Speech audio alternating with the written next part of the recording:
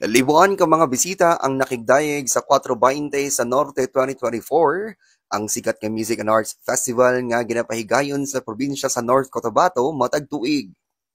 Sumala pa sa mga organizer, dili maubos sa 4,000 ang nakisalmot sa maong festival nga gipahigayon sa usa ka dakong resort sa makilala karong tuiga. Sulod sa Tent City, nag-ihay sa pagplastar sa ilang mga duyan o gamit pagcamping ang mga partisipante. Derisab ng puyo ang pipila ka mga bisita nga nagikan pa sa lagyong lugar sa Iligan, Surigao, Dapitan, Bacolod, Leyte ug ang pinakalayo gikan pa Buskalan sa Kalinga Province didto sa Luzon. Naglaray sab ang pipila ka mga gagmay negosyante para makabaligya sa ilang nagkadaiyang produkto sama sa mga pagkaon, t-shirt, craft, accessories ug uban pa. Matod pa sa mga vendors, dako kunong tabang sa sama nila nga gagmay negosyante ang mga festival sa sama niini. Ito po yung design namin sa 420 Mindanao. Ang Oriental Express ang isa sa nag-release sa event shirt for the 420 Mindanao para ligon o kusgan ang event.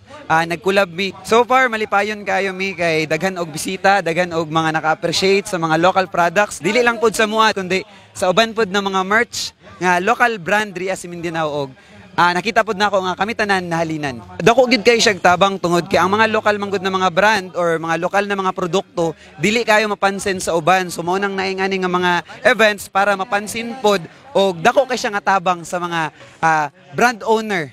Subay sab ni Edward Duterte, usa sa mga organizers, tumong kuno sa maong festival ang pagpakita og pagkahiusa para sa kalinaw ug ugma sa isig katawo, pati na ang pagpalambo sa sining, kultura ug musikang Mindanawon.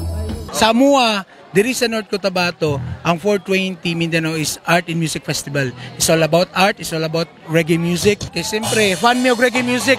So MUA, pagpreserba o pagpromote sa kultura. Pagpreserba, pagpromote sa reggae music, collaboration sa tribal and reggae music, which is kay siyempre, kung mag-focus mangutog pure tribal music, kung about kultura lang, maboard ang mga millennials bay. So among gi-collaborate ang tribal into reggae music, parehani, makita man nimo, di ba? Actually, nakangitag bisita na diri karon ang mga apo ni or descendants si Apo Wangod, which is taga from Buskalan. Naapo diri si Mr. Nick Latoha from Tacloban, Leyte, which is naga-paint og about sa lahar painter. Og naapo ang atong mga visual artist from North Cotabato, from NCCA, Kidapawan, visual artist. Naapo ang from sa atua mismong museum, which is Cotabato, Museo Cotabato sa province, which is under ni Gob Lala. O siyempre na ang makilala ang lagma. May paklaro sab kini nga walay masing-on sa mga dautan nga tumong ang ilahang festival. Siyempre kami, ang amuang advocacy as artist o as musician, dili lang may focus sa music. Gina-collaborate na mo tanang artist by tattoo artist, tanan nga ginapakita na mo nga sa amuang hilig, wala may dautan nga ginahimo. Makapakita sa ila nga ang amuang 420 diri sa North Cotabato is dili about sa mga dili maayo nga mga buluhaton.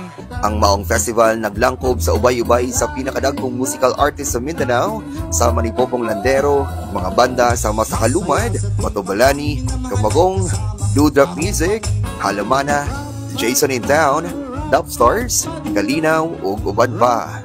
Nagsilbi sab nga reunion ng maong festival sa bandang Kamagong nga dugay-dugay sab nga wala ka perform isip usa ka banda. Gibida sa banda ang pipila ka mga orihinal niining komposisyon sama sa tunay ug nag-unsa mo diha. Gawa sa mga pasundayag nga reggae music, anaasay mga tribal dances nga gipasundayag ang pipila ka mga batang lumad gikan sa North Cotabato. Wala po'y kabutngan ang kalipay sa mga bisita nga nakiglambigit sa maong festival sama sa mag-asawang vivas nga midayo pa gikan sa Davao City. Andito kami enjoying the show. It's a yearly event naman eh. So yearly kaka-attend naman kami.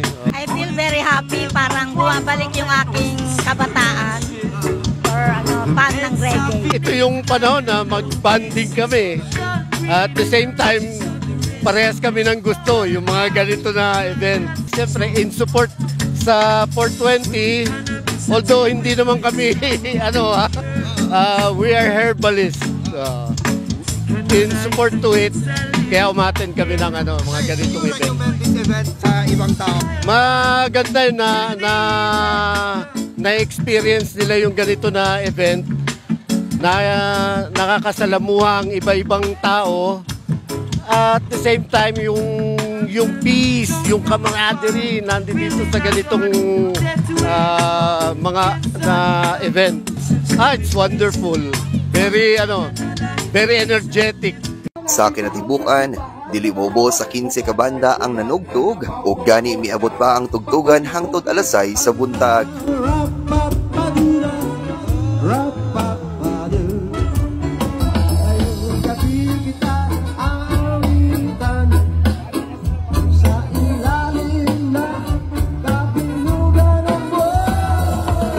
Masaya sa tuwing mga minamahal ay kasama bagong panahon.